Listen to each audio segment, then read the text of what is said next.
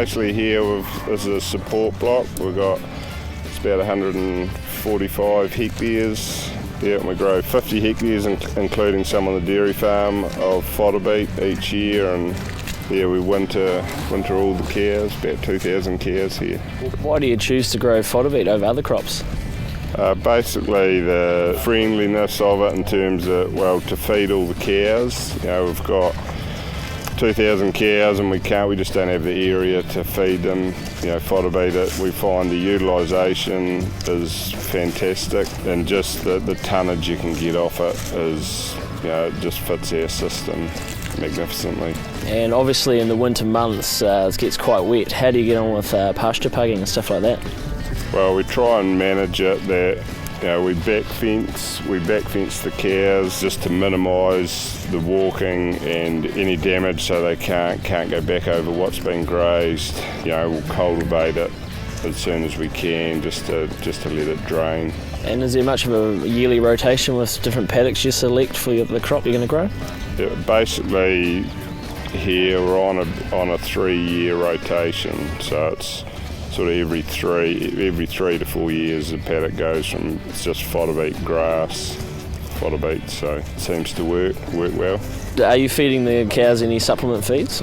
Yeah, early on with the fodder beet it's quite important to give them a high amount of supplement, so we feed quite a bit of baleage early on, but we find after about, you know, sort of 5 weeks we can pull the supplement back pretty much to nothing if need be. It just depends on the weather and you know, how much yield there is with the fodder beet and how much supplement we have on hand as to what works best season by season.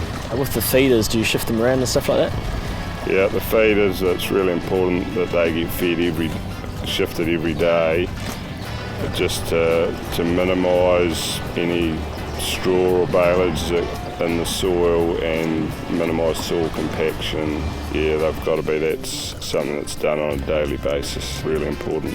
Find you know, smaller mobs, the cows do better, and you know, better for the soil, and you know, minimising compaction. You know, we try to work in mobs of between 160 and 180 cows. Potentially a few more fences to shift, but you know, it's a lot better for the soil structure and you know, and getting the weight on the cows.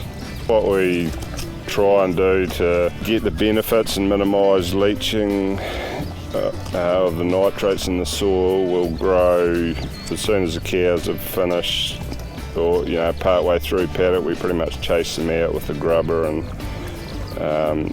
get oats in the ground, weather permitting, and just find that the oats, being such a vigorously growing plant, you know, it uptakes the nitrogen, you know, really well, and like we'll grow sort of 4 to 6 tonne crops of oats with no fertiliser. You know, it's just grabbing the nutrients that the cows have left in the soil, which is, you know, it's a huge benefit.